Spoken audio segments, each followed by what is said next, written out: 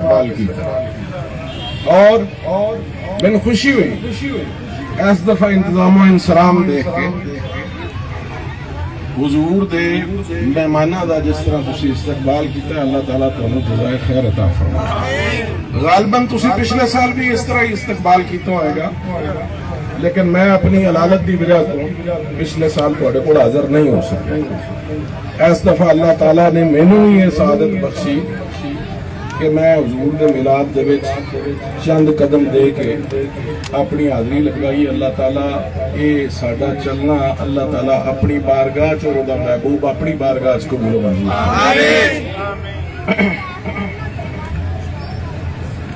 بہت سارے ایسے چہرے آج جڑے نظر نہیں آ رہے جنہوں دا مغل پورا نال تعلق سے نام نہیں لواں گا، کیونکہ کسی بڑے دا نام لے لیا تے ساڈا معاشرہ چونکہ طبقاتی تفریق بڑھ چکے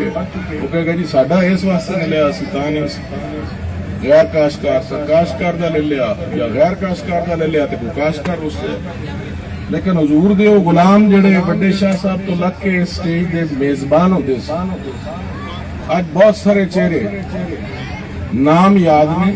شکلاں یاد نے، نوجوان دوست احباب یاد نے جڑے ناتا پڑھتے ہوں سی،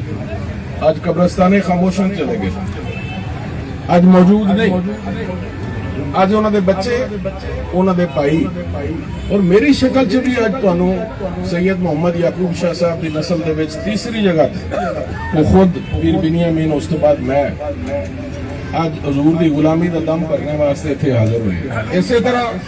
وہ دوست احباب جڑے آج مغل پورا دے سٹیج تے نہیں، انہاں دی اولاداں انہاں دے چھوٹے بچے انہاں دے بھائی اسی طرح میزبانی دا حق ادا کر رہے ہیں۔ میں سمجھنا کہ جڑیاں اولاداں اور انہاں دے عزیز و اقارب اج بھی حضور دی غلامی دا دم بھر رہے ہیں، اللہ تعالیٰ انہاں دی اس خدمت نو قبول کر کے